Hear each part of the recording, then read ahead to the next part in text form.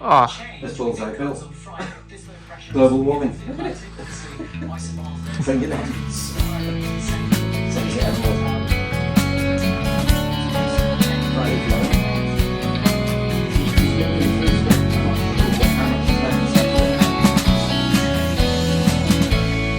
so we finished off. We said with a promise we were going to talk about photography, which is arguably what you are best known for. Yes. In terms of, sort of the various professions and incarnations of the Gill. And so where and how does that start? Does your penchant for photography kick in? Because that goes way back, doesn't it? All the stories you've told us in episode 1. Yes, it goes back to you're taking pictures the whole time. Travelling around with my father used to have an SLR camera, Minolta SLR, which I had. And he did let me use it. I was interested. I always wanted to use his camera because nobody really had SLR cameras then. They had box brownies and things like that. It had a because John Conway used to have it, didn't he? And he would always put it after his byline in the photography in the photos, wasn't he? John Conway Minolta. Yeah. And he was the only person, I think, wasn't he? Apart from then you, by the sound of things. John Conway. I don't think there were many taking shots, but so it went all the way through, and I'd always taken it, and then art college, but I was never wealthy enough to buy one of those big white lenses. It never happened. The 600mm. 600mm. That was the gold standard, wasn't it? 600mm, yeah. And in France, Alex Williams said, "Can you look after my camera? It's on a tripod." Because he used to do the windsurfing circuit and get paid a fortune, obviously. So the fella from Bantham area, I think, isn't he? Yes. That chap from down Bantham area. That's him, yeah. Alex Williams. Yeah. He is world famous. Yeah. But, so he went off to get some lunch straight away. I had a Canon camera at the time. My Canon body fitted straight onto his back of his 600mm, and there I was firing away all the pros. And the difference, it was night and day. It was just like clarity. It was like putting glasses on. And I always wanted one. And to get the shots in the mags, you sort of had to have that. And I eventually managed to buy one when I was in the guest house. Second-hand one. Got it off Taith. Alex Lewis, photographer. Yeah, and I thought, this is it now. Carver just going to use every shot of mine, but it didn't quite happen that way. And I've just sold it recently and got myself a 500mm. But all the way through, I've taken shots, but I did have a stage where I filmed a lot because I did work with S4C TV, Boomerang. Yeah.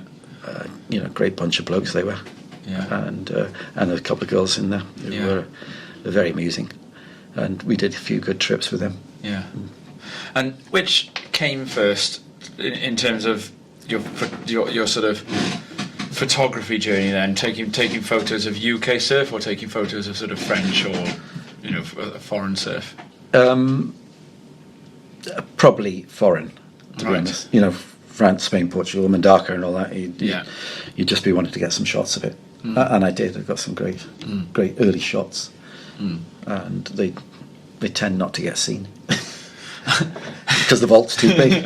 It's such a pain to try and dig them out. Yeah, so people say that too, don't they? The other thing that comes along with the photography then, of course, is the travel that you put down, and a lot of it pioneering sort of discovery travel, and how did you sort of first start getting to move around the UK? It was through a repping job, wasn't it? No, originally? That came later. So the first, I did have a geography background, right, and I was very good with maps, and I read a few books on weather, and saw a few videos. Yeah. Watched the weather charts. Watched Michael Fish, and became a amateur sort of meteorologist, I suppose. Yeah. But just for surf. But I did understand the whole thing. I was no Tony Butt. I didn't go to college and study it. Yeah. How the wind blows over waves and they oscillate and Yeah. You don't need to know that. Just need to know the basics. That you can get surf in Llandudno, on a strong northwest. So armed with that, everyone was going south, and I had been south to the heat, and I wanted to do a little bit of exploring. And I'd been to Scotland with the geography trip, and I was in Newquay, and a friend was with me. He worked in the hotel, and he had a Volkswagen split-screen camper van, which he wanted to go on a trip. He was sort of a recreational surfer. He didn't really surf. He used my old longboard, which I had a wooden longboard with 3 stringers. It, weighed a ton, and a big sort of wooden skeg, multi-wood wooden skeg. And off we went. Went up, stopped in Manchester to sort of refuel, and see my parents and the family, and then up to Scotland. I was sort of guiding him. He was driving, and this guiding. Am I right in saying this guiding took place with the use of a map that you picked up in Sale Library? Well, it was I think it's called the Guide to Surfing in Britain, and it was 1971. The book. 71. And it was the only thing. Who was writing a book like that in 71 then? I don't know. Mike Conlon had taken pictures, right? So he's Porthcawl. Yeah. He used to take some shots. Yeah. Early shots. Pete Bounds. Right. Yeah, Pete Bounds. Sorry, I think Mike Conlon might have been surfing. Right. And I saw it. I thought, oh my God, look at this fantastic wave! I've got to surf there one day. And that was Coney Beach. Really? Yeah. It was a great shot of I was it. expecting something else. It was a great shot. I still never surfed it. Because Really? when I got there, I didn't want to. I'd have to be dragged in kicking and screaming. Yeah. So off to Scotland, and I had all the maps, and I used to photocopy the Ordnance survey maps because they're expensive to buy, so just photocopying them in the library and marked all the places off, which I'll show you the maps.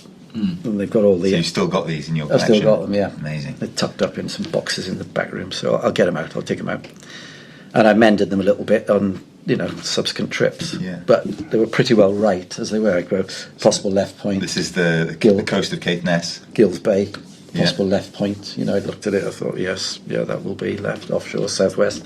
I mean, it's easy, really. Yeah. But nobody seemed to think of it, and I don't think anybody other than some maybe Australian searching for his roots, might have driven around the top of Australia, not realising, because, there was no waves in the UK, mate, it was all that. Edinburgh had surfers, and I think Fraserburgh had Peace Bay. Bay. Yeah. That was on that map in the surf guide. But this is still miles from Caithness, isn't it? That's the thing. You get to Inverness, and it's still miles. They never went north, because Yeah. they're all focused on Going Biarritz. south. Yeah, because they're cold. Whoa. They want to be warm. So I'm getting chills at what I know is coming next. Then, so none of them. So I thought, I'm going to go and have a look at all this. It's going to be empty, because I'd experienced crowds everywhere. I thought, I want to get away from it. You want to surf with somebody, friends, but you don't want to surf the crowds, and on your own's a bit lonely as well. However good the waves are. Absolutely. Which I could come to that later, on an island in the southern Indian Ocean. But I drove up. We stopped at the northwest tip. Say we. This is you and Sarah, then, is it? No, sorry. This is before Sarah. Yeah. This is me and Paul, the bloke who had the van. Right. A friend of mine in Newquay. And he just wanted to see the world, basically, before he went back to Australia. So we got to Durness, and I see, about 5-6 foot perfect left peak in Durness Bay. I'm going in. Yeah. He just, I think he might have smoked a bit of dope and watched, played his guitar. Because I wasn't really into dope or anything, and I was into surfing. Yeah. And he was happy seeing the scenery and great waves. And I thought, this whole coast now, and the map was dotted with surf spots all the way along. Every single, probably about every 5 miles.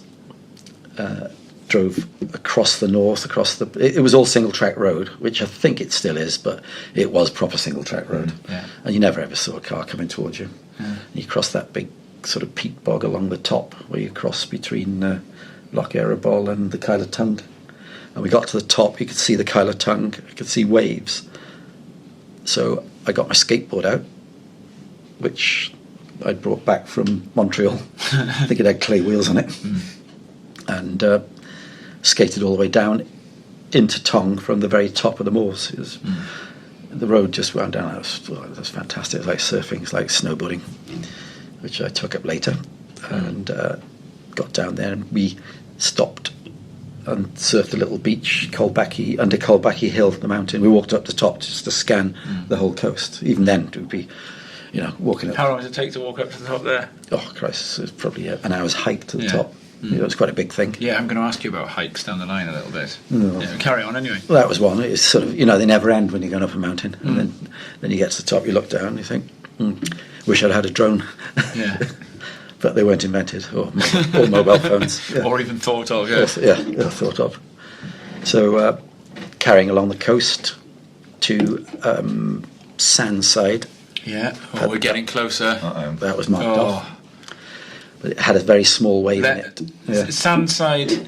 Oh, right, Sandside's the Point Break. It's the Dune left. Ray. The left, of the off the harbour. Ray, yeah. You, of course, familiar with Dune Ray, because your father was... And my father had been, so I knew, and he could see the power station, and I knew he'd worked in there. He wasn't working there then. He was back down in Manchester, at Knutsford, at the Nuclear Power Group Centre. So I'm up at Dune Ray, and this is where he was, wild and desolate. And Sandside, I couldn't surf it. I wanted to. I thought, I'd love to surf here and tell them I'd surf right opposite the power station. And then I skipped along. I avoided number 10s, of course, and got straight to Thurso. Could see plenty of waves breaking on Brim's Nest, but it looked a bit wild. Yeah. I think it was a bit windy. I didn't even know it was a surf spot. Yeah. And got to Thurso, and it was pumping. It was actually too much for me at the time to go in on my own. Did you realise what you just discovered? Sort of. I didn't imagine Thurso was going to be the best place. I wasn't going, I'm going to Thurso to discover Thurso. I turned up there, and the harbour was pumping. The harbour was, like a 6 foot. So the size you swell you're there on. Yeah. And I looked over at the castle, and I thought, oh, Jesus, I took some shots of it and stuff. Oh, no, I'll go in here. So that was that first day. But a chap turned up, Scottish bloke, who'd been in Newquay and was learning to surf. I said, I've never seen surfboards or surfers up here. He's going, he said, I'd go in on the beach. He goes in on Thurso Beach learning to surf. I said, look at this here. Why are you going? Oh, no. I said, get in here with me on this harbour. He could stand up, sort of thing. And the harbour was as good as anything we got around here. It was reeling off, and it was a left off it, which, I'm a goofy foot. So straight in, and it was pumping, and we surfed the harbour, and he had a few waves, and he enjoyed it, and I had some. And I never saw him again. Next day, I think he'd gone to work, and the next day, I went round to Thurso, and the swell had dropped. It was probably about 3 or 4 foot, and I thought, oh, great. And it was breaking high tide and close in, and basically it was a nightmare. It was too quick for me on the backhand. Very tricky on the backhand at that stage. I went in, had a couple of rides, and got washed up a few times. And then left for Merkel, looking for what I thought was a perfect left on the corner of Merkel, inside Bagpipe. They call it pussy. Oh, it's the one that goes into deep water, isn't it? And it almost looks like it's going to break the whole way. Well, it's good sometimes. Yeah. Yes, because we didn't surf it then. I didn't surf it because it was whomping through, and it was coming up, wrapping onto the slab. I think the tide was too high at the time. I've surfed it since a few times, and it's been lovely when the tide's back. And I'm looking at Bagpipe, thinking that is pipeline. I remember looking at it going, it is pipeline. There's no beach, there's no lifeguards, it's freezing cold, and it's just me here. And it's pipeline. And I've never been to Hawaii, and I'm not going in there. So he just discounted it. People weren't surfing slabs, they weren't surfing anything like that, except pipeline. They'd fly to Hawaii to surf it, but They would have gone to Scotland to surf it for years. You know. So it was unridden for years. You say for years. So were you privy to the first time it was ridden?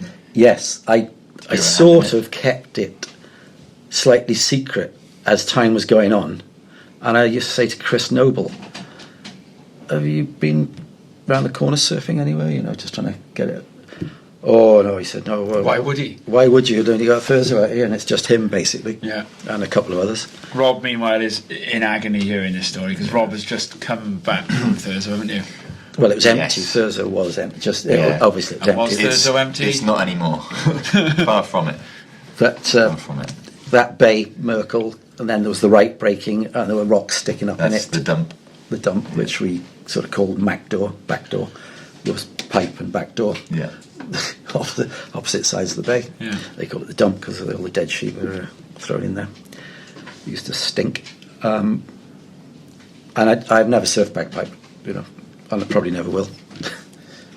But I was up for the contest. It was the Scottish, what's it called? The O'Neill Yeah, Coldwater Classic. Coldwater Classic, yeah. And they're all up there. All the British, you know, luminaries were there. I think Russell Winter. Russell, I knew Russell well. He was going in for a heat, and I would have said to Russell, "Let's go over." Al McKinnon was there. He didn't know about it, and I thought, and Roger Sharp. So I was. So these are other photographers now, Al Yeah. McKinnon and Roger Sharp. Yeah. They didn't know it was going on around the corner. Nobody did really, and I knew nobody had surfed it. I thought, this is the time now. If I don't do it, go with someone. You know, someone else will say Discover it. Yeah. And who was sitting there was in the van. I think it was about 10:30 in the morning with a couple of cans. There's Nathan Phillips and Russell Mullins.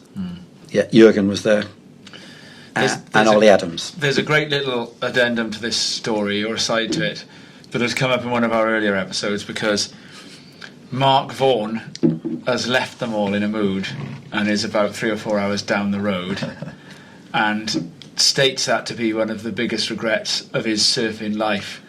What They'd said, "Come on, stick around. You know, we never know. We'll go and have another surf somewhere." And he'd not felt the vibe and gone, "I'm going home." Yes. And then I think I don't. We'll have to check the exact version of this story, but I think in some way something goes wrong with his phone being out of signal or something, and he misses out on what you are now about to tell us about. Yeah. Well, I told Mullins and Ollie Adams.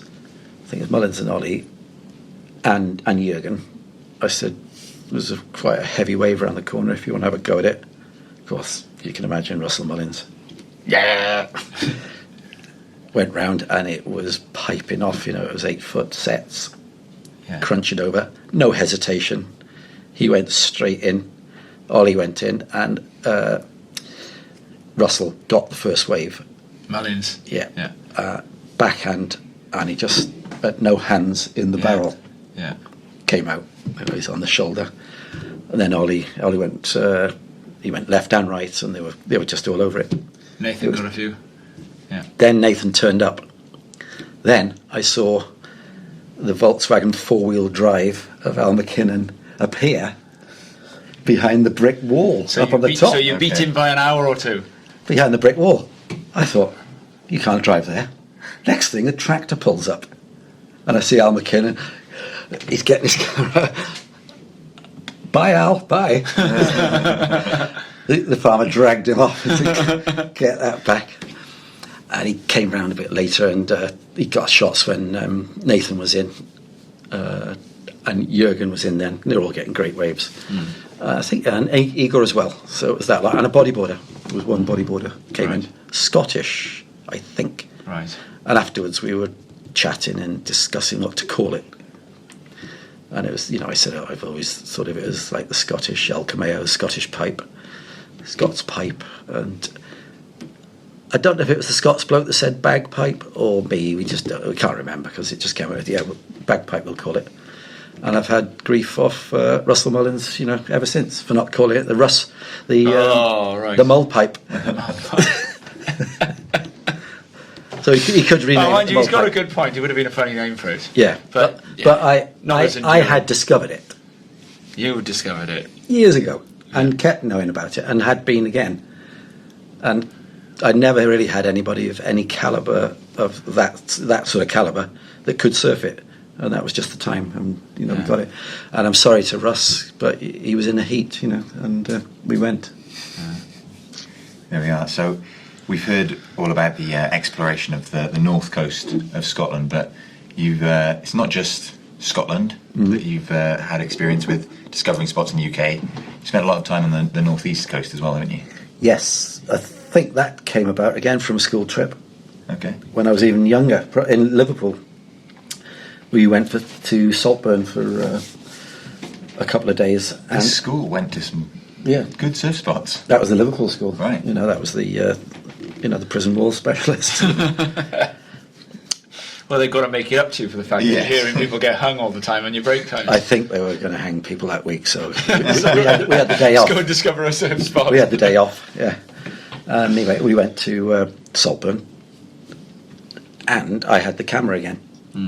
And I was art was my thing at that time. This was before surfing, and I saw these fantastic waves. And only when I look back at the shots, and I did prints, I did etchings of it, and it's probably like 6 to 8 foot, breaking off the back of Saltburn Pier, and that was my shot that I did prints of. And I look back at it now and just wonder what it was like around the corner. Probably like the other day, when there were 40 people in. Yeah, I heard about this as well. Yeah, which. So I used to do trips to the East Coast. I used to just. So who was the first person to surf Staithes then? Oh, it was I think it was the Whitby boys, right? Who I first saw there. There was Greeny. He's dead now. Yeah, big bloke, Greeny. He'd have a good go at it. Sedge, real Yorkshire type, hard. Harry, who surfed it for years, and there's another couple. Nigel Veach used to come down. Right. He used to come down, and then Gabe started going down there. Yeah. And there was Gary Rogers. Yeah. From Saltburn, who he'd go in. I'd see him all the time. Then I was repping, and I'd go up the coast. I'd do my repping tour when the waves were on. I'd check the chart. Of course, nobody down here would even have a clue that there were any waves on the East Coast, let alone the wave, the seaward wave. Yeah. I used to surf it all the time then. And, I was quite young, and I used to make the most of it. Nowadays, I spend more time on the bottom than I do there. I went with Pat recently. Yeah, I saw that. Yeah, and I think I made it about 50 yards on this 6-footer. Next one's coming through. It's about 8 foot. Ollie Adams was up there, and winner of the Fistral.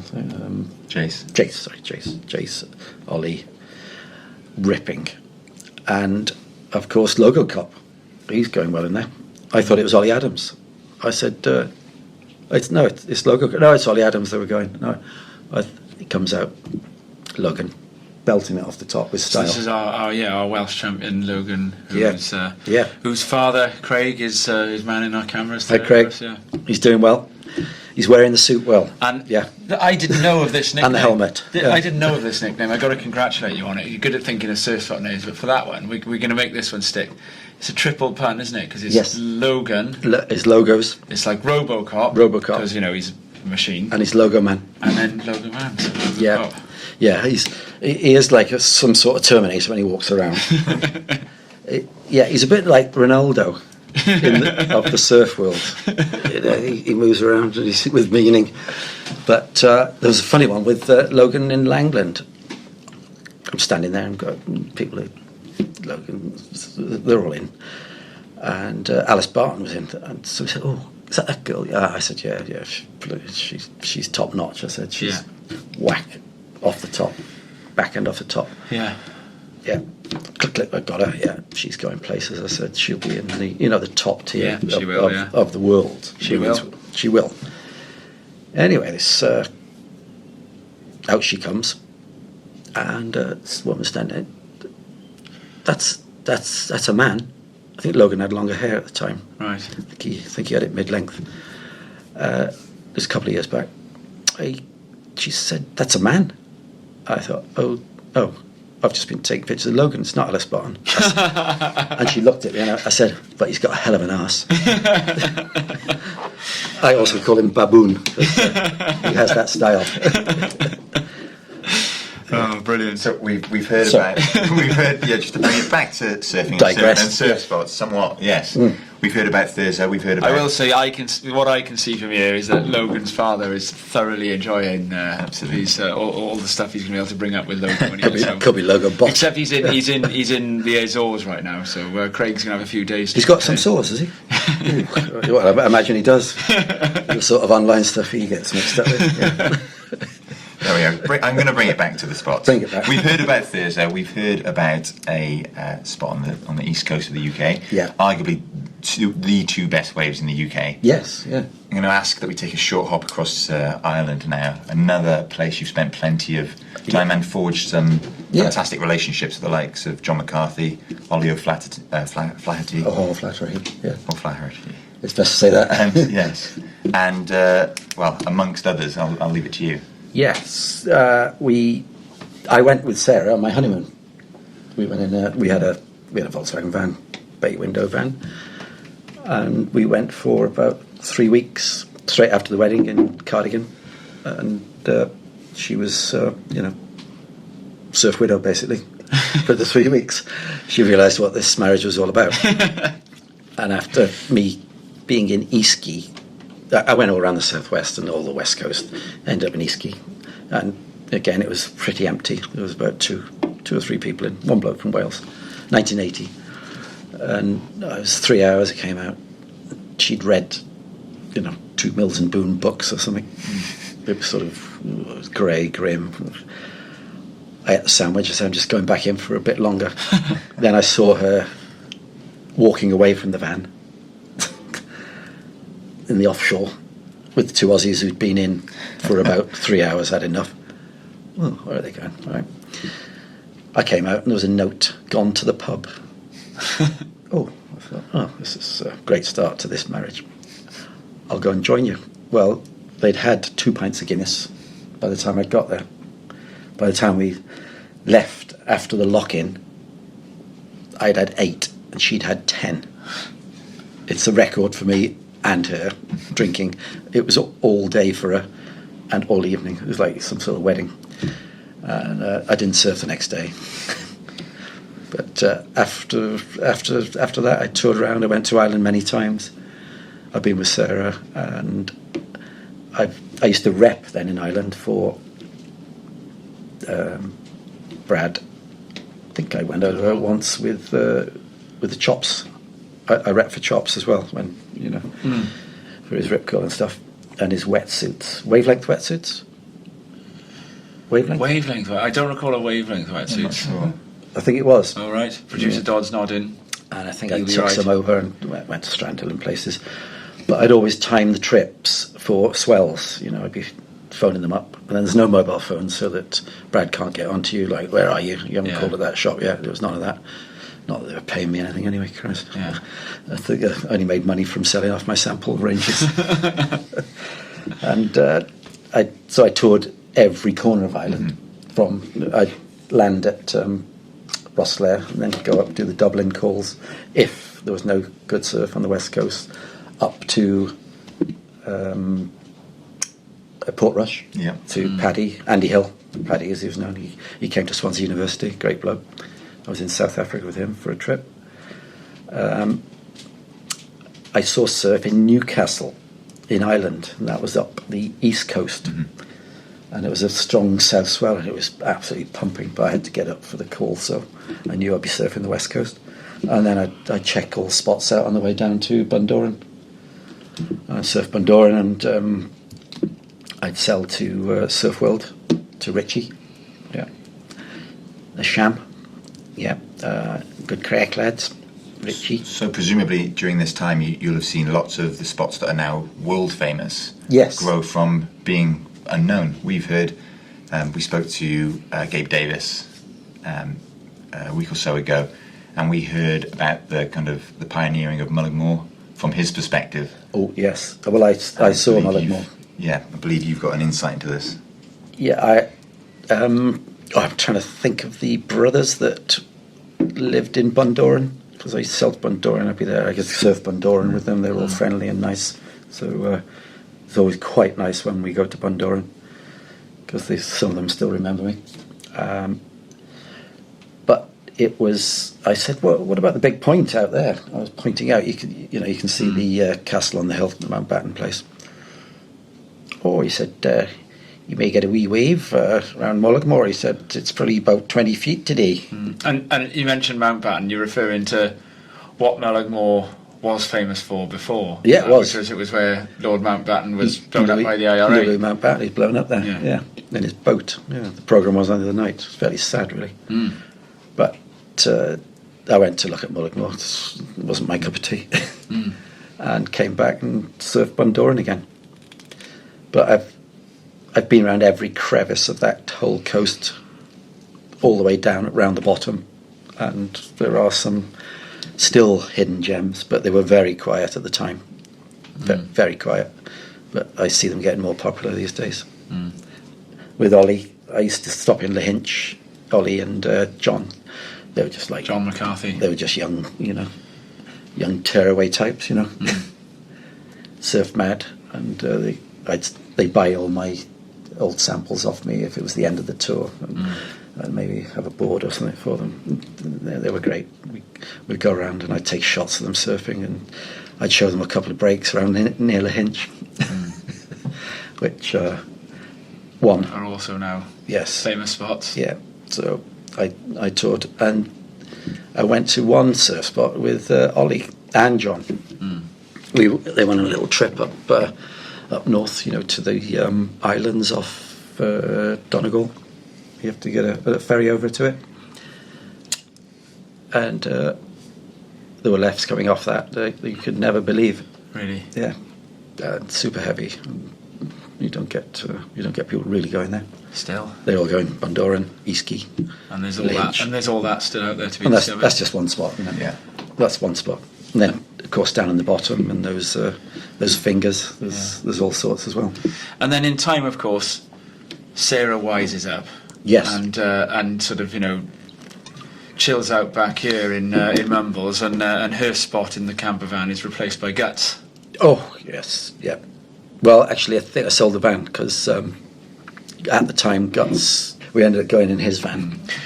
We're going to come to Wales in a minute, which is what a lot of our listeners are going to want to hear about. But before that, can we just point out, I think a lot of the sort of travel that your sort of career encompasses, as opposed to the things you've achieved in surfing, it is to do with the stuff that you've discovered on UK shores, and in particular Wales. But there is foreign travel as well. It is a part of your life, and a couple of international trips. You talked to us about Australia. You spent some time with Pete Daniels in Durban. Yes. But then following on from that, your sort of milieu in terms of foreign trips in your life was when you finally made it to the forgotten island of Santosha, which you plugged earlier on. I think it was in episode 1, part 1 of this podcast. I bought the magazine, the Surfer Mag, and I just stared at the cover. Yeah. And was it a Norton and Peterson one? The island, no, Santosha. No, it's Joey Cabell. Joey Cabell, right? Yeah, okay. San Diego. Yeah. And nobody knew where this island was. Yeah. Even then, it was this big secret. Yeah. And the cover, it was sort of, you had to work it out. It had some sort of Indian influence on the way the decor and stuff was, and the perfect lefts, the most perfect left you could ever imagine, which it was, and still is, really. Yeah. And I could never afford to go there. It was expensive to get to. You couldn't stay. You couldn't get cars to travel around in the place. I'd researched it. And one day, one of my friends from Wales sent me a postcard from there. Oh, my heart dropped. And what? Because you realised where it was, you mean? No, I knew where it was. Oh, so you knew where Santosha, according to that surfer magazine. His name was, and he worked in Oman, in Saudi, and I think he had plenty of money. He could fly around to the islands, and he'd been. And also, we can say where this is, can't we? Oh, we will say. Yeah. Well, it's Mauritius. Yeah. Yeah. It's Indian Ocean. Tamarind Bay. They're famous, and it's very localised apparently. It is very, very localised. It was localised when I went. I went with Jono from City Surf. We both went. We thought, oh, this is it, and it didn't break. So we had to surf down south, on the south of the island, where it was the most. It was like Reunion. It was horrible sharks, and there'd be rivers coming out with brown water. And you'd hear of a whole native Creole family, kids going in, family going after them, all eaten by sharks. So you got this in your mind when you're paddling around those southern breaks. And we saw a huge one down at this spot right on the south by a graveyard, and I just had to paddle in the end. I couldn't stand it. And me and John paddled in. Then we had boats out to the outer reefs, but Tamarind Bay still wouldn't break. It takes a big swell. We were out of season. We were on the shoulder season. John had to go home, and I was there ordering swimwear, lady swimwear, because I like wearing it. And it fits into a suitcase easily. You can get a lot in. So I had a load of G-strings. I was going to sell them in France. And I had to wait for them to be made. I stayed on a bit longer, and they gave me a very cheap rate at the Tamarind Bay Hotel, out of season. It's just a little hotel then, palm trees, and the wave every morning. I'd see the wave. It's 6 inches. I look out, it's breaking. And I had surfed it a couple of times. Small, it's really shallow, and there'll be coral heads coming up from 10-foot deep water, because we dived on it and stuff, and just to inspect it for when it did break. This day arrived. I paddle out. Oh my God! It was reeling off. It's so fast as it comes, and then it slows down. It winds down around the corner of the reef. And there was 2 blokes in. There was one bloke about your size, about 6'7", and the local Creole bloke. They had white shorts on. They're the white short locals. Yeah. And he's talking to me. There were no trouble. No, I was no trouble to them. And they were chatting about whales, and they go, "Oh, have you ever surfed Mundaka?" I said, "Yeah, surfed Mundaka quite a lot." And we dream of going there. And I'm thinking, Christ, I've been dreaming of coming here ever since I went to Mundaka. It's lunchtime. They had to go. They were working. One disappeared. The other one said, the Creole guy in the white shorts said, "I have a great time. You've scored it." He said, "It's about 4 or 5 foot, and you're on your own." I had 2 waves. I'm paddling back out, and I'm just thinking, I'm not that keen on this on my own. Yeah. And I caught a wave and went in. You're in your dream spot on your own, and suddenly you realise Paradise Found isn't quite all it is on your Guts own. isn't there? Guts wasn't there to paddle inside me and take the set waves like he did at a certain point break in West Wales. After I'd filmed him for about an hour. And of course, you took Guts to El Quimau as well, didn't you? You mentioned bagpipes as like Scottish El Quimau. El Quimau, yeah, Guts, yes. We went, yeah. I did a lot of trips to the Canaries with Guts, and we ended up in El Quimau, and Guts, he did want to prove himself going back, and we had Alan Stokes with us. Yeah, and right. Guts made him go in. Alan was only young. And this is a horrendous. It's awful. Dredging. It's ledge pit. Yeah, and the one of the gnarliest waves. Guts got stabbed there. The northern once. hemisphere, in the northern Atlantic, really. Isn't it is. It's the pipeline of the Atlantic. Yeah. So there's a Spanish bloke in there. There's horrible locals. Apparently they've gone now. That they've got religion now. So okay, that means they'll still kill you. Because that's what they do best. Yeah. Spanish Inquisition. So there's blokes there from northern Spain, and we're going, I want to go and surf El Quimau. He's going, yeah. I can't because of that. Can't think of his name. Goma. Goma. He's the local, and he was nasty. He's karate.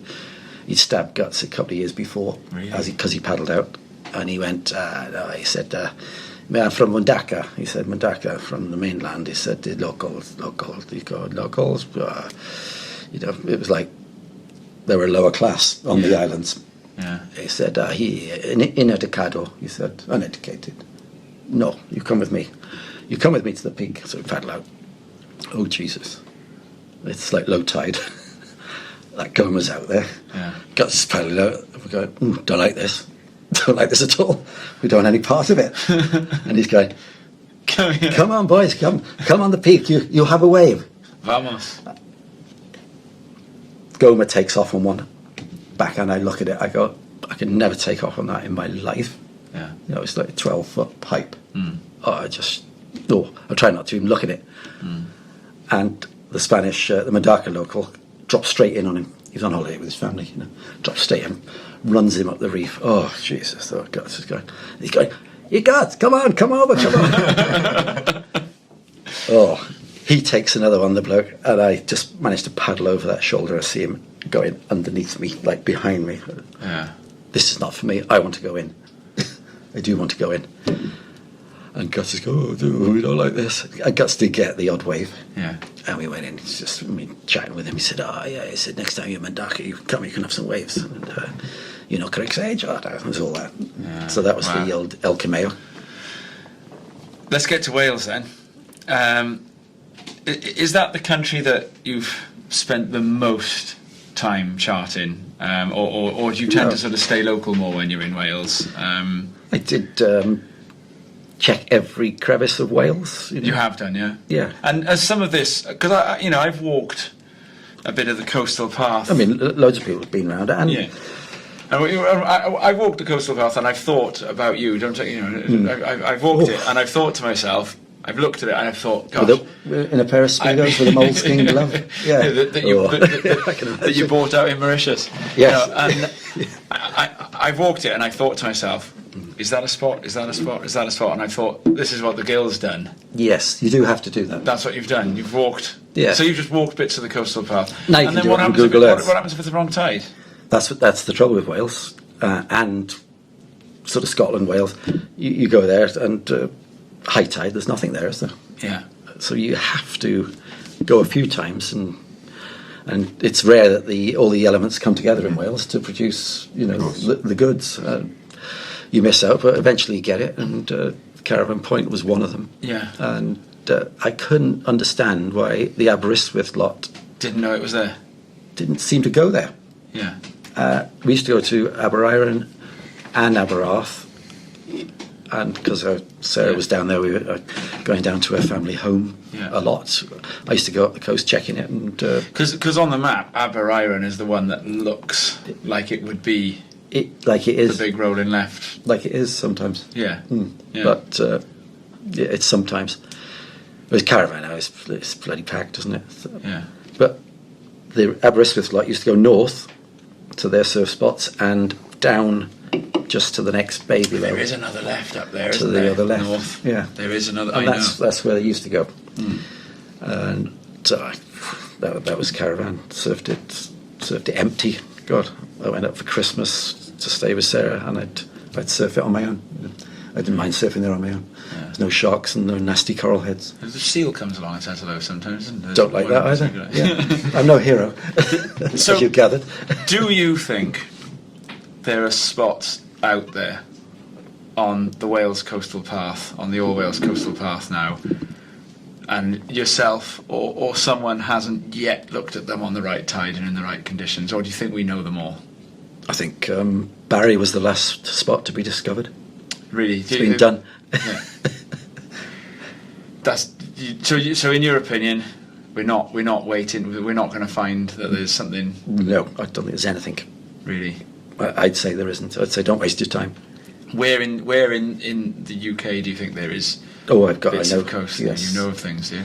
I do know a few spots in In a few places. Scotland, the Scottish Islands. Really. That yes, Still. I've tested Ollie Adams on it. He still hasn't found them. Right. He keeps trying. I know where he goes, Yeah. but I still know they haven't been. There is a fantastic series of lefts which I've only been to with little Nick, who I go with in his little Yeah, van. I know. I've been up to caravans with you and Yeah, Nick. Nick, Yeah, little lovely Nick, fella. little Nick on his. He used to be a sponger, and he Yeah. doesn't mind going heavy. Yeah. And now he surfs. Lovely But fella. we've What's his surname? Let's give him a Nick raise. Rees. Lovely Yeah. fella. Nick Rees. And I always admire this as well, in terms of as a photographer. Then, right, getting the shot. Because you've done plenty of this, and we were talking about one of caravans recently, where you show up, and there's a feeding frenzy going on, and you figure, right, I'm gonna hike up that mountain, or I'm going to hike round to the next point, or to that promontory there, and take these like unique wide angle or high angle bird's eye view shots of these surf spots that are the ones that end up being in decades of storm riders and reprints and posters, postcard pictures, rather than that 500th same looking re-entry from one of Wales's other top surfers. I did take those shots, but they were never allowed in the mags, sort of thing. They never wanted to show. They never wanted to show where these places were. Yeah. I remember Carve. They wanted the front lit, open leg pawn shot, basically. Bang, wetsuit logos, Russell Winter. That's what they wanted. Yeah. And you used to think, I can't really do anything with that shot. It shows where it is. Yeah. And I never did that. I never exposed the spots. Yeah. Whereas you now, do those hikes. Oh yes, I. And is that a really rewarding thing to do, to go and see those spots? Wales, there aren't many places you hike around, but you did have to search and look. But Scotland, you hike over and over into the next bay. I did once in Ireland I used to go to Dingle to bring my friend's artworks back. Nicky Gammon, Buzzy Gammon he's called, because they used to call him that because he surfed some big waves in Guthrie when he was. It was 14 foot. When he was 14, he went with Dave Fryer, Buzzy Gammon, and he moved to Ireland, to Ballydavid. Lived on the point there, which nobody knows about, but you do now, obviously. It's a steaming right.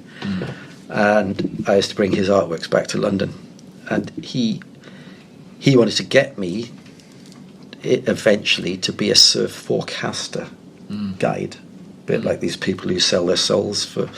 They work for Surfline and places like that, and give all the spots away and hype up the swells. That's not what surfing's about. It's not what surfers are about, hyping up swells, which I saw in Magic Seaweed. I only monitor them to see what what they've found recently, what they've just discovered, and they seem to want to guide everyone to the spots. So they can't be surfers, these people involved in this. That's all I can see.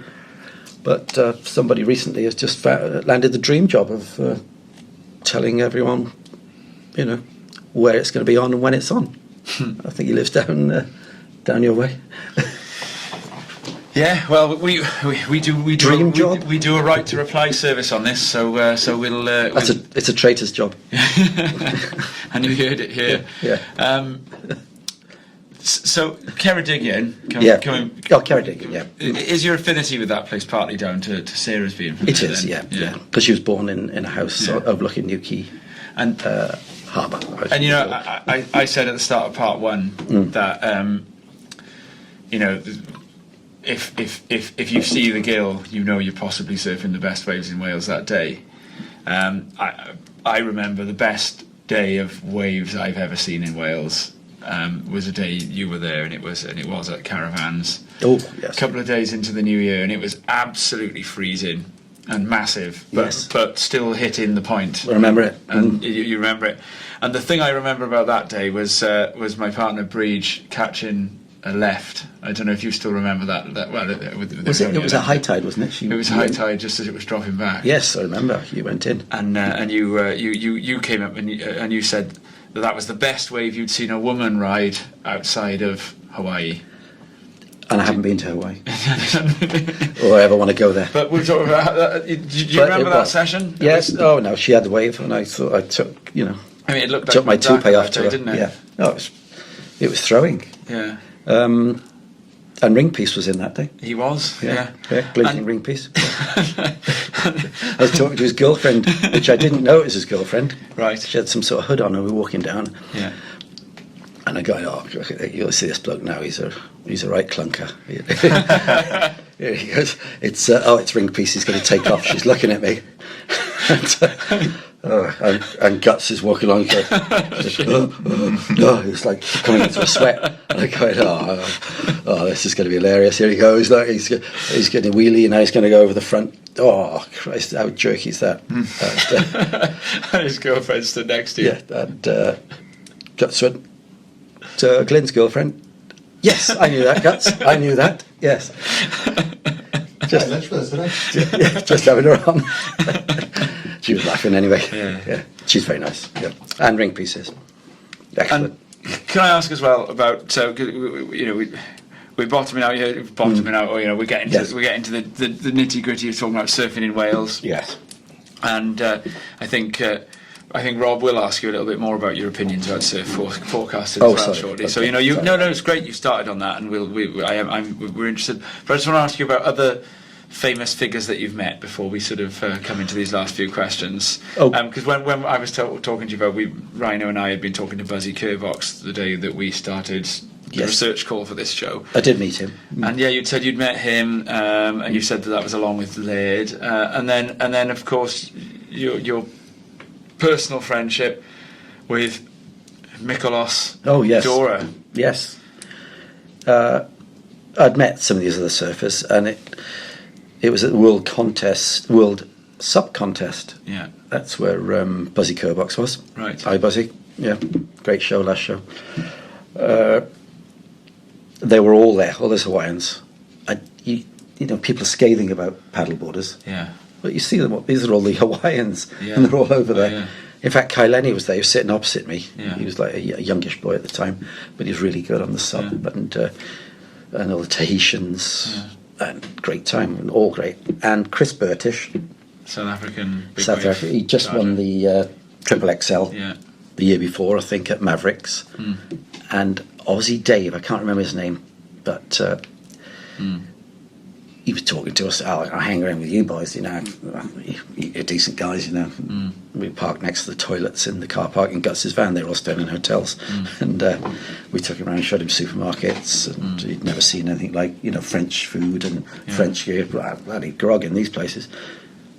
Then he got the magazine out. He said, this is me. It's Chopu. It was big Chopu. Him on his sub backhand, bottom turning, and so we go to a surf spot with them, looking for some sup waves. And we're driving past Cote de Basque, going south towards Guthrie, and Chris Burtish hopping around like some sort of school kid in the car. Look, there's waves pretty down there. There's waves. Look, you can get out there in our sups. And it was probably about 3 foot. Yeah. Cote de Basque. Oh, Christ, Triple XL. Yeah. I said, we'll go down to Guthrie. It's packed. So we went round the corner then to Senet's. Yeah. To the peak. And Dave's going, this looks all right, mate. Let's give this a go. Chris Burtish paddles off in his sup. And he comes back about 10 minutes later. Really hostile out there, bro. He's going, I don't know, it's Australian or South African accent. And Dave's going, what do you mean, mate? Hostile? You only just paddled over. He said, these Basque guys really give me some bad vibes. Dave goes, right, I'll go and have a word with them, see what's going on here. So Dave, like a tank in Western Australia, out he goes on his sub. And he's seeing that, and he catches the wave, he comes back. All clear, boys. I say, Chris Burtish goes, Brew, what'd you say? What'd you say to him? He said, right, all you guys out here, a couple of friends here, international friends, they want to come and have a couple of waves on your break, and they only had a couple of waves. They're not greedy. They're good surfers as well. Let them have a couple. All good. Or he said, I'll go and get my shortboard. I'm West Australian champion, and I'll sit on the lot of you. I'll take every set wave off you. Or 3. And he goes, you and 2 of your biggest mates get on the beach now. We'll sort it. And that was it. Wow. We went in and had a nice paddleboard time. And how did you come to us to get to know Dora? And Dora, that's going back to John Berry, as you prompted me earlier. I'd forgotten. Yeah, well, I remembered that you hadn't actually shaped my first surfboard, John Berry. I'd shaped it. Yeah, Bridgend boy that now lives in the southwest of France. We'd seen Dora we'd seen him in France. I'd been down with Sarah, and Miki had always come up to the van, Roger Cooper's van. He always wanted a board. Cooper would never make him a board. Oh, no, Miki, I'm not making you a board. No, that's that. I'm going, oh, it's Miki Dora, that. Surely. No, he won't pay for it, Roger's going. That's just Miki Dora. Yeah. He doesn't pay for anything. He's had a white suit in his van that, he used to put on and go to the golf club and he'd get free drinks and everything. And he was like that. He'd tell us all his stories. He was a funny bloke. And he was going, yeah, I need a surfboard. I said, I need a step deck on it. He said, I need a step deck. He said, because these French guys, they're just too busy looking at themselves in the mirrors. When I'm changing in the car parks, they're either looking at themselves in mirrors, he said, they're just concerned about their looks, or they're either popping out the bushes and flashing things at me. He's going, it's just weird down here, so I want this step deck so they can look at me. I'm going to stand on that and I'm going to come through a lot of them and I'm just going to show them, what surfing's about. I go, all right, Mickey. All right. So next time I said, I'll be down again with boards for Roger. Yeah, he said, he won't do me a board. He said, we can do it at John's place, John Berry. I said, fine. Yeah, we can go down back of Anglet. It's boiling hot. Surfer's good. I had to shape this bloody board. Dora. He's got the blank and he's telling me what he wants. We mark it out. And it's about 8'4" with on the step deck. He's going on the step deck. Yeah. Are they hard to do? Not if you're a shaper. Right. Everything's easy on a surfboard. Yeah. Golf ball bottoms doesn't matter. Yeah. So he wants the step deck. So I put the step deck on. He comes down. He's going now. Jesus. He's looking down the rails, going, "There's something going on down here." He said, "Something going on there." I said, "Yeah, I haven't cleaned up the rails properly yet. I'll get rid of that bump." He said, "I know a bit about surfboard shaping." He said, "Shape one once down in the back of the jungle in Africa." He said, "It took me 18 hours. I used a matchbox and a razor blade." Or the sandpaper for the matchbox. Shaped it a balsa. Great, Mickey. So he was backwards and forwards on his scooter. Yeah, that's how you got rid of that. Yeah, I got rid of that. Yeah, it's beautiful. That's just what I want. He didn't want a mal. He wanted this performance board. He wanted to do some turns. That's old shit, man. Old shit. All that turning. All that cruising straight. Sorry. He wanted to do some turns like the young kids. So I had the board, and I never saw him surf it. Did more trips. I didn't see him. I think he went somewhere. He went to Africa. JB, he spent a lot of time there, didn't he? Yeah, he's probably got banished from France. And JB. And I did a trip to South Africa. I ended up going to JB. And this bloke walks up, got his board on his shoulder. I had my camera. I was taking a few shots. I thought, shit, I think that's Dora there. And a good few years had passed now. A good few years. I don't think he even remembered me. And I said, "Oh, can I get a picture?" He's hiding behind the board, didn't want a photo taken. And his dog with him then, Scooter Boy, little dog, little King Charles. So he goes to get changed, so I'll leave him to get changed. I said, no, I went over to the chip shop then, and he comes in the chippy, in J-Bay Chippy. Vies and Scapies, I think it's called, fish and chips. Yeah, and fish and chips, and he got any scraps of Scooter Boy. Yeah, and I said, "I think you might know me. You don't remember me." "Man, I've seen a million people." He goes, "I said, yeah, I shaped your board in France, Anglet." Oh, man, yeah. Then he was all great. Yeah. He was reminiscing about France and the old times, and I said I've been to Ireland, a few times recently. I saw Linda over there. I said. That was his girlfriend, and she had a van parked on Easky Right, and she used to live in the van. And he's tell me about Linda. Is she still pretty? I said, well, she's about 65, and she's been in the sea a lot. Well, she's wrinkly and stuff. I said, yeah, it's normal. All right, man. Yeah, true. I said. We chatted a bit, and off he went. He said, I'm going to look for a diamond in Namibia.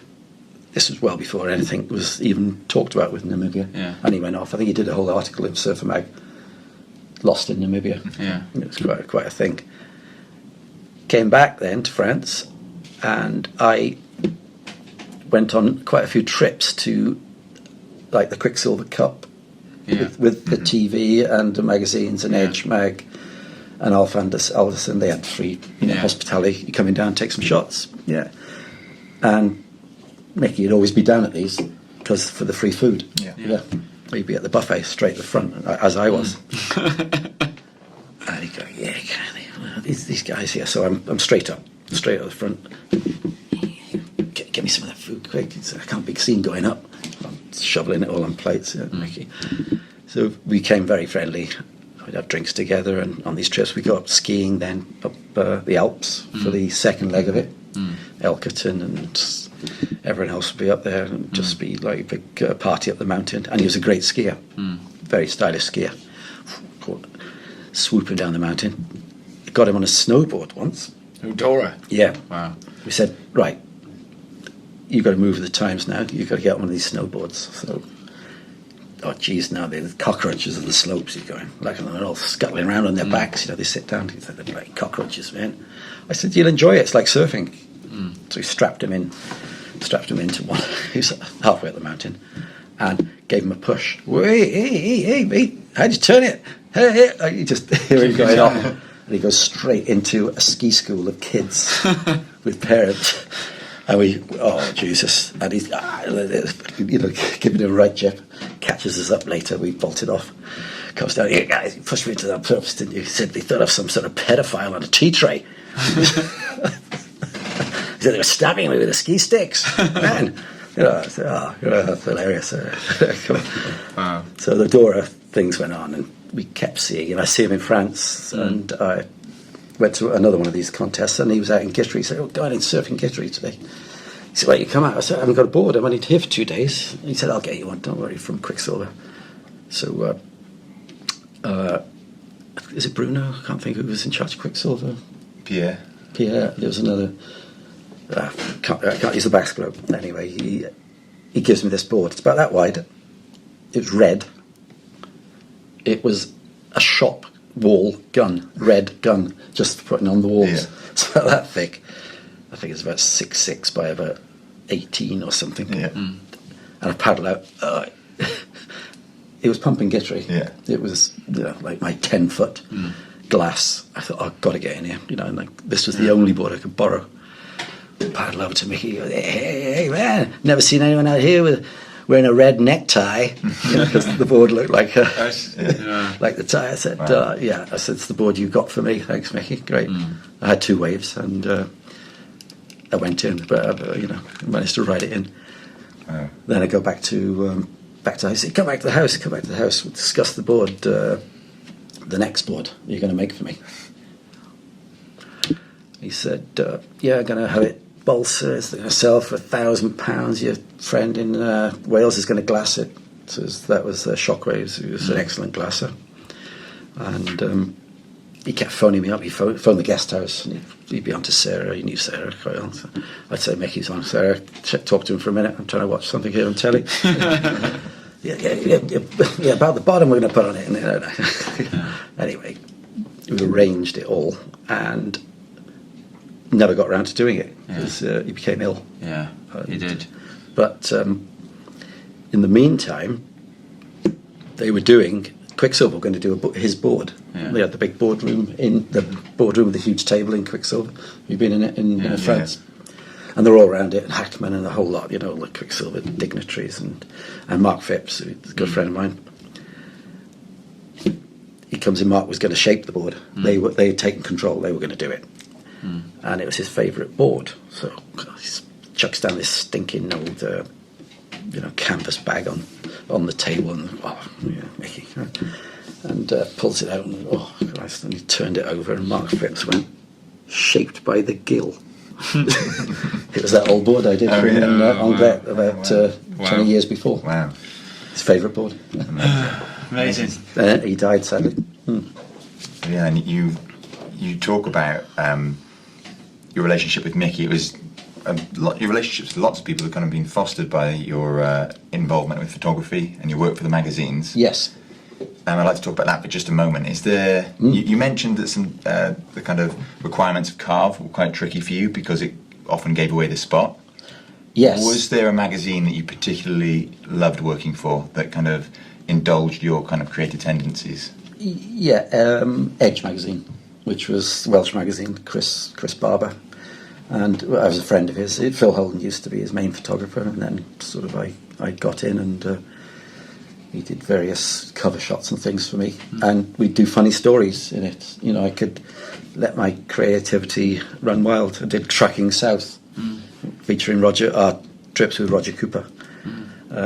Tracking South. We did Tracking South 1, leaving the quaint little fishing village of Port Talbot. You know, we came across this break, and it was all humour.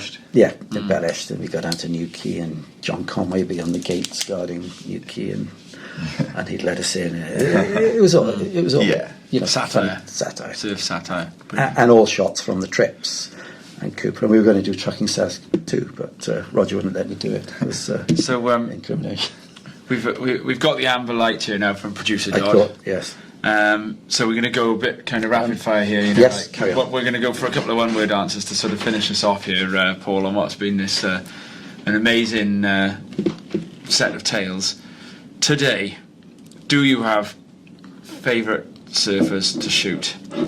Let's start with today. Today, favourites to shoot. Like, as in right now, who do you like? Someone's going to break. Who do you take surfing? Logo Cop. Yeah. Yeah, 100%. Logan's the man. Okay. Got great physique. Looks good in a wetsuit. Pat as well, then? I do a bit with Pat, yeah. He's all right. He's all right. He can't keep his board down, that's his problem. And and all time. And Alice Barton and Elliot, I forgot to mention those two because they're top notch. And Callum's best on video, really, because he's good value when he starts speaking. Yeah. When he tells you about his tubes. So, Callum. Oh, we'll have him back on for that. All time. So, how do these guys compare to, say, Carwyn, Frenchie, Yes. Guts, Yes. Nick Lavery? Streets above them. Yeah. I think they are. They're athletes, these people. Okay. They're athletes. They train. They don't drink, to excess. They don't do drugs. Yeah. They just focus on their surfing. It's a different mentality today, and it shows. And the stretching and exercising. I know Carwyn did all that, and Carwyn was brilliant. And Guts on his longboard. But this lot, it's a different league. Even though it's a modern era, they're a step up. Yeah. Well, a big step up, I'd say. Okay. Absolute natural ability, and they come from here. Yeah, they look good anywhere.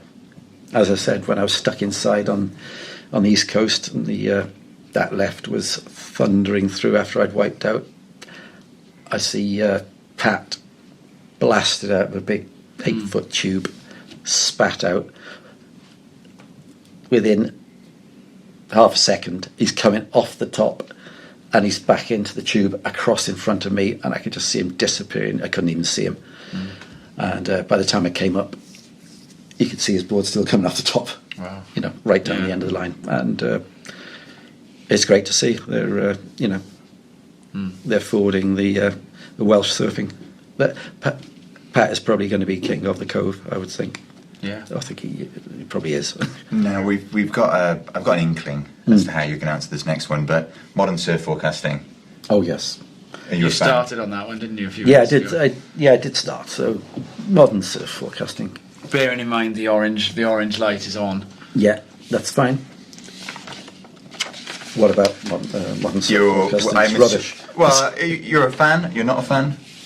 Have we got it too easy now? You were looking at the weather charts, taking screenshots or photos. Yeah, what did you of use? Country File. Yeah, it's not anything bitter and jealous. It's not actually, because we never wanted to have a load of people at a surf spot. I mean, how many people do you want sitting next to you in a surf spot? You've experienced it in Thurso just now, and it's because somebody is hyping up the swell every single time. Storm this, storm that. It's never been any different. They're all the same, the storms. They just got names and sensationalised these days. And, wave periods, it's just rubbish, isn't it? It's just It's fairy tales. It's like reading the Bible. It just means nothing. So modern surf forecasters. Well, you want to just go and shove it up their asses. Compared to what you used to do, though, you were talking about taking. I tell friends. I tell friends where to go. And you were saying you'd take photos of the country file, Sunday weather, and then develop them. I'd video it actually. Yeah. I'd video the early country files when I had video camera, because you didn't have a second chance. You press record, on your VHS, record it, and then play it back, and East Coast, it's coming offshore. I mean, it wasn't hard to do. Because you'd have to look at where the low was, and then you'd have to count the number of days to travel, and then check the wind that many days later, wasn't it? Yeah, a 9.76 low, you'd have an 8-foot swell off it. You just knew that's what you'd get. Yeah. And it would be the same the whole of Europe, except for Wales, which would have a 4-foot swell. Yeah. And I've heard stories from my dad of looking at the pressure charts in the newspaper, turning up to spots and it's flat, and then the nearest telephone box will ring and it'll be another surfer saying, "Look, are you looking at the surf? Who is it?" Yeah. Surf. Yeah. Oh, yeah. That's what they're like. Phone box people. Yeah.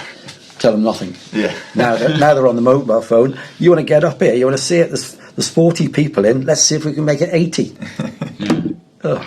I mean, there's a wave pool for people like that. If you don't know, you shouldn't be going there. Okay, and producer Dodd, do I have time for the surf travel nightmare feature?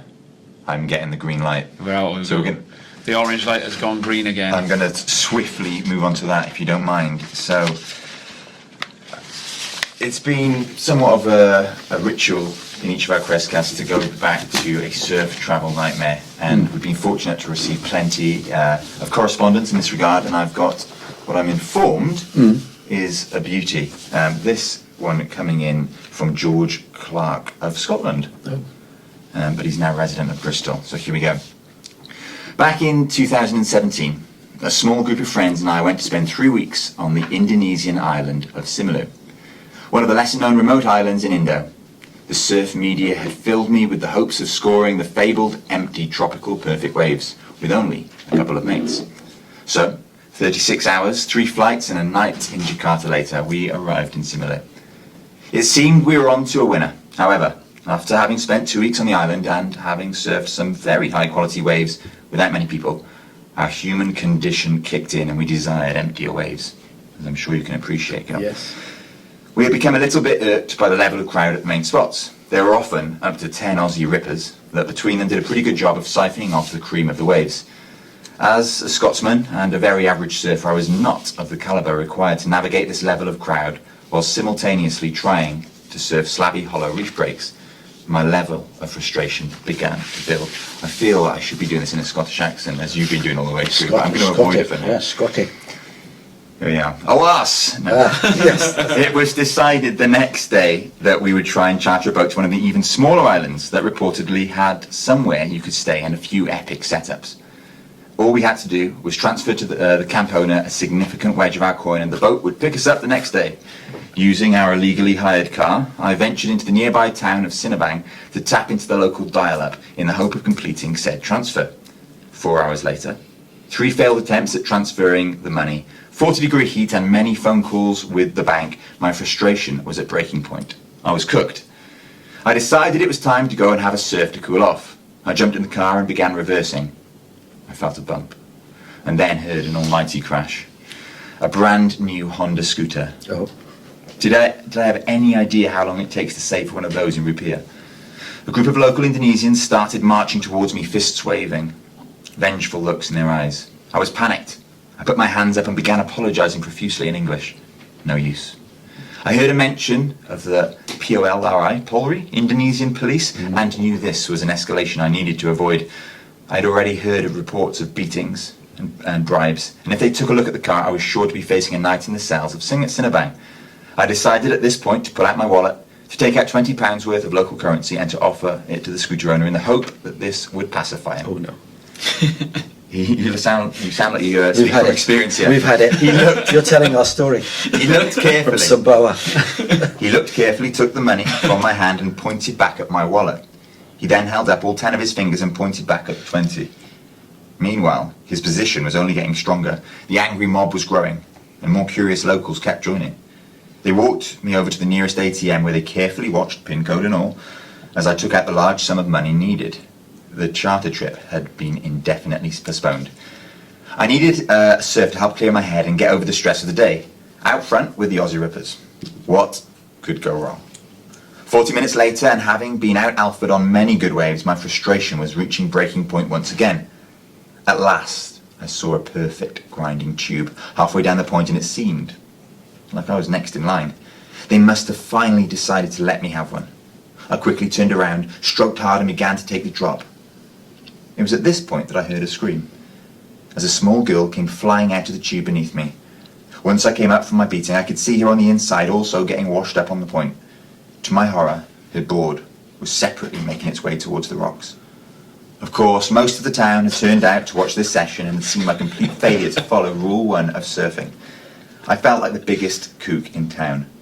I knew I needed to go back in and check that the girl was okay and offer her my board whilst I paid for hers to be fixed.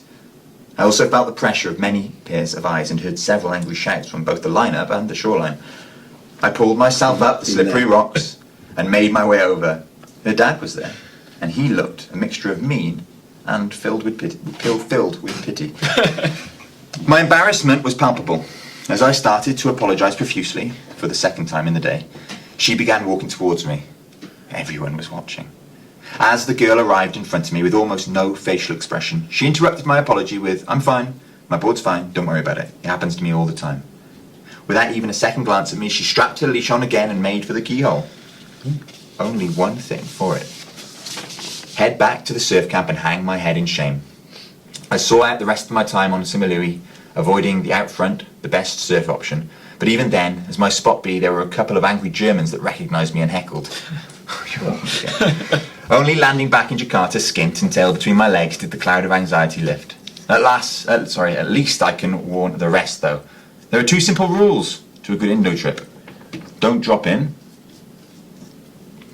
pretty obvious, and don't reverse illicit rental cars into scooters. Thanks for allowing me some time on the shrink couch, guys. I feel better, I think. Oh, it's the double header. Poor fella. It should have gone to Sandwood Lock in Scotland. Or Coney. Or Coney. The double we had header. the same experience, except worse. Yeah. Okay. Except worse. Yeah. I think Indo trips always seem to have either all the luck or none of it. Yeah, they stole the scooter. Obviously hid it. We lent it to some people, they stole it. Ended up outside our apartment at Lakey Peak, threatening, wanting, I think it was £1,200 for a 12-year-old beat-up scooter. Yeah. Brand new second-hand, they said. That's all they'd settle for. And the police were with them as well, all the way. The Icelandics stumped up, I think they stumped up about £800. And I was with the Hockings. And Hocking wanted to take him on. Oh. Not a good idea. No. We just came out the water of Lakey Peak, and he had a big bin tang. He said, "I'll take the big one." And I went, No, you won't. No, don't do it. And the Aussies went, "Do not do that. No. You'll end up with no arms in the jungle." Yeah. And eventually had to pay out the extra £200 or whatever the minimum they would have off us. Yeah. Yeah. And these people have been so nice to us. But the same people. At least you've got a good story. Yeah. I've got to say, we've been blessed, Gil. You've given us at least three surf travel nightmares. Yeah. What we got Toilet emptying situation. your bowels into the tumble dryer. Oh, in Kira. they're not nightmares, they're good fun. I forgot about that But you were going to Indo say nightmare. Yeah, because I was about to ask you if you've got a surf travel nightmare, but you can. And I didn't have any, but I forgot about that. And Right, that was okay. recent That as well. always happens. That always happens. That was just a few years ago. Yeah. And we had to leave perfect Lakey Peak because of it, because they were not Oh dear. happy with us at all. And it was all their own doing, Yeah. Horrible scam. Yeah. Well, we're getting the They're not quite as friendly as they appear. we're getting the talking chat from our producer now. So Gil, it's Time to go. Yeah. time to go, and it's my pleasure to say thank you so much for all of your time, your knowledge, your wisdom, your your stories and your experiences. I haven't done anything really, but I've been around a few surf spots. It sounds like you've done an awful lot to us. So thank you again. Thanks, Rob. Thanks, Tom. Thank you.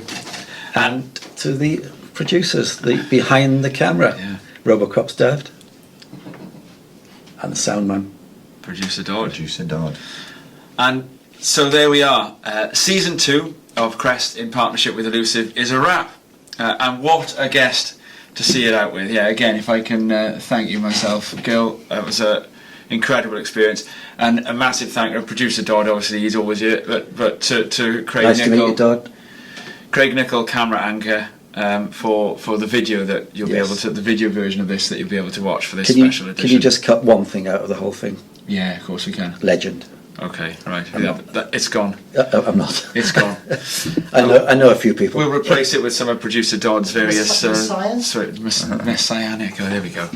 I'm joking. The success of the season has been in no small part to the listeners who've commented and fed back to us on the episodes and discussions that we've had. So, a reminder of how to do this. You can email us at castcrest@gmail.com, or you can comment on either our Instagram or our Twitter feeds. Our shows are all available on YouTube, especially this one with the video edition, as well as the main podcast apps if you are able to only listen to us while driving or painting or whatever. Apple, Spotify and Google. If you like what you hear or see, then please do leave a review to that effect. We're trying our best to knock up a Christmas show closer to the big event, as long as there isn't too much surf in the meantime. And we can promise you that we will be back again in 2022, and we have big plans and big guests on producer Dodd's spreadsheet already, most of whom have been name dropped by the Guild today. Oh, and watch out for the single too, Punks of Harlech, fresh from the recording studio on November the 29th on all good platforms. So there we go. That's that for now. Thanks for listening again, and you have our promise that season 3 will be in the pipeline early next year. Have a good winter in between, everyone, and a merry midwinter festival season. See you out there, hopefully. Gwelwch chi yn y môr gobeithio a hwyl am y tro. Cheers. See ya. Thanks for having me.